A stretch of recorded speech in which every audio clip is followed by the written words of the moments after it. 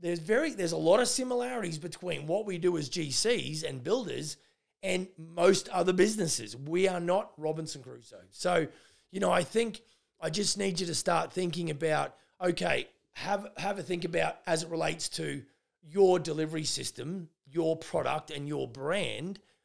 What do you need to do better? And if you don't know and you're not happy with your revenue target, then that's probably where you need a third party to come in and go, hey, what about this? How old are you going to be before you start to experience life like you want it?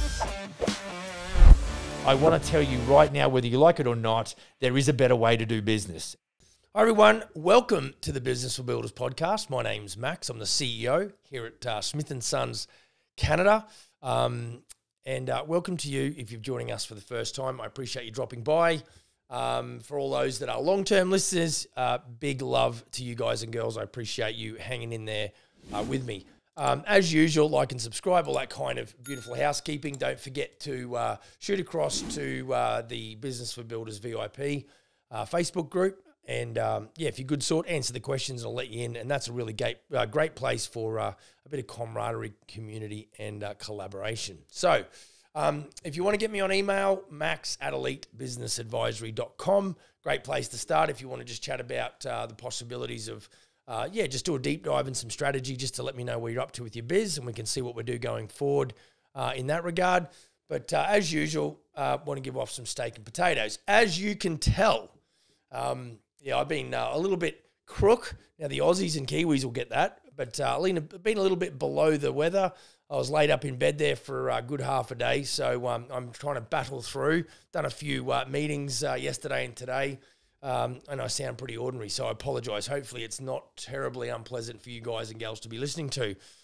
Look, I'm going to make it pretty short and sweet because of the situation. But look, I trust everyone got something out of that the last episode where I talked a little bit about how to unbroke your business. That meant a lot to me because I really got the opportunity to really teach, I guess, or transfer a concept that would hopefully help, a lot of people understand at least, what they need to do to give themselves a really fighting chance of survival financially. And so, look, I'd love to hear from anybody who's, a week or two down the track or maybe over Christmas time has been able to, do a bit of a deep dive around that subject matter and let me know that it's starting to bring some clarity, some direction. I know that when you put a plan together that it really does, it takes the worry away because once you have an action plan, all of a sudden it frees up your mental space and, it really makes operating a business so much more pleasant. So no head in the sand, folk. Let's grab some grown-up pants, pull them up and really get amongst the plan and really try and figure out, because I'm telling you that, your resistance builds muscle mass. So when you're working hard, that, if it drives you to breaking point, that's when you're really, putting together some muscle mass, and we would hope that obviously it doesn't break you. That's not what we want at all, but we want to make sure that we are not giving up too early either. So somewhere in the middle there, folks, is where we want you to end up. So today, just a real quick one. On the weekend, fortunate enough to have one of my business partners across this side of the Pacific, and he met with our franchise group and a few of our support network and things like that. So that was awesome. We got amongst some business or a business meeting, and then we had a bit of a social, on the Saturday night as well. So that was cool. And I was sitting there on the Saturday lunchtime with one of my guys from out of town, one of my franchise general contractors. And it was interesting because, I'm always got my head in the game. I'm always, I don't really switch off. If I can look around and, find something to do with business and how it might, I'm always observant. I think 2 eyes, I'm always looking to steal with my eyes. I want to make sure that if I can improve my business off the back of somebody else's expertise, I'll absolutely do that. And I was sitting there chatting with Joey, good dude. And I was, we were in a little restaurant called Wings, and that turns out to be a franchise brand as well. And excuse me, and so I said to Joey, I said, mate, look at this restaurant. Now, just to give you some context, I walk into restaurants. I walk into pizza joints. I walk into our good old Tim Hortons here in Canada. I walk into A&W's, you know, even Earl's, which is another bar. Like anywhere that's got systems, it really does intrigue me. And I know that might sound weird, but what the reason I do that is I think there is a building, humans, a system, a product, and advertising that keeps that business profitable. Because if it wasn't profitable, it wouldn't be there. So that business model I admire because for the most part, they are franchises, ironically enough, and they are terribly systemized and very well controlled and have some very well-determined metrics. And of course, you know how I feel about metrics. And I was just sitting there having a joke and, you know, I think we were 1 or 2 beers in, getting pretty happy. And I said to Joey, I said, mate, look at this business. You know, the restaurant is clean and tidy. The staff are buzzing around, keeping customers happy. The barman's over there messing with the music. He kept switching the music over halfway through songs, which as a musician, that annoys the shit out of me. You know, but he's pulling beers and, you know, serving drinks, doing what he does. And then the server that actually met us at the front door and ushered us or brought us into our seat, you know, the next time she come past and I think we were ready for another drink or something, and I said to Joey, I said, I wonder where the owner of this business would be right now. This is the franchise. Where would this owner be? And so this server came up and I just, do you mind if I ask you a question? She said, no problem. I said, where is the owner of this wings franchise? And she paused and looked at me a little bit odd and she said, serving you drinks. And it actually, I was taken back because I fully didn't expect that at all. I kind of just thought, well, she's another worker. And so, you know, big shout out to Katie down at Wings in Vernon. But, and so that then opened up Pandora's box because I was talking to Joey about metrics and we're talking about him developing a business and, you know, trying to punch through the $2.5 million mark and talking about how we've got to make sure that all of these key metrics are managed and identified when they're falling behind or where we're spending too much or where we're not converting sales at the right level. And I just out of interest, once I knew I had the owner, boy, locked and load. And I just said to her, I said, what are the top 3 key metrics that you look at? And she said, well, the food cost percentage of the total. So we look at, you know, the same thing. It's like our gross profit should be around about the 30% mark. And she was saying, well, my food and beverage costs, including labor, cannot exceed 30% of the sale price. So I think my point is, you know, what I would ask you to do, because I've not got a lot of dot points. I've literally got no notes. Like I've given this some thought. Obviously I had an experience on the weekend. That was pretty cool. And what I'm going to just encourage you to do is next time you walk into a restaurant, you've heard me talk your frigging ear off about systems. Now, we are very hands-on, show me and I'll do it. Like this whole reading textbooks deal doesn't mesh with us tradespeople, builders, general contractors as much. It's not impossible, but just not as much. So when we can go out and observe how it's done, that actually resonates with us blue collar types, I think, more sometimes than actually just someone giving us a bloody textbook. And so I know that's why I do it. That's why I'm talking about it. It intrigues me. It actually inspires me as well. So I want to inspire you today to start to look around at particularly franchises because those are the businesses that really double down on always constantly improving their systems. Smith & Sons is no better or worse. It's always looking, constant improvement is the name of the game.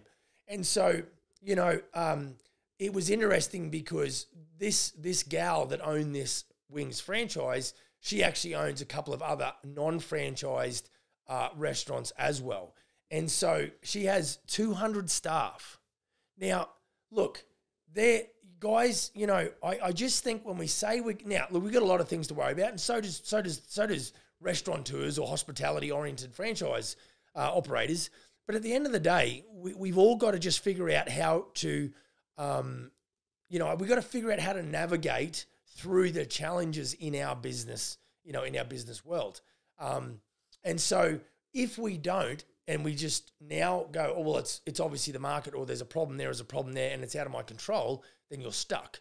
You're never going to get altitude. So I think when I need you to fall in love with the concept of systemization. I'm not saying you need to go out and develop 100 SOPs like right now. What I'm saying is go into a restaurant or go into a takeaway and watch how the system works. One movie that I love that I've watched probably a dozen times is called The Founder. And it's got Keaton. What's his name? Doggone it. Yeah, Michael Keaton. And he plays Ray Kroc, who was the founder in 1954 of McDonald's. He kind of stole it off the McDonald's brothers, maybe, although he did pay him $2.7 million. And you know, he fell in love with the name and the system. So for you as builders and general contractors, you know, really what we've got to do is not just go, oh yeah, I need a system, we'll get that sorted later. No. One of the first things that we talk about in the business coaching world is the strategic plan and the organizational plan.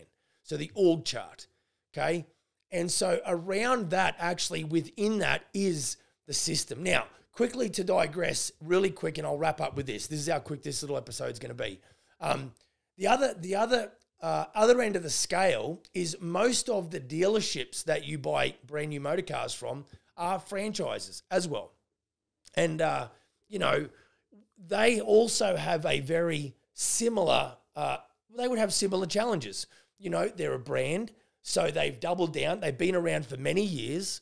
And yet us builders, we want to achieve it all in first 12, 18 months because like, oh, we're desperate because we've got no money. Like we've got to take a long view at business development. And it doesn't, you know, we can't grow any faster than our body and our mind will allow us to. The development process is what it is. Now, you can maximize that, but you can't fast forward that. That is what it is. You know, your ability to learn, my ability to learn, it comes at different rates.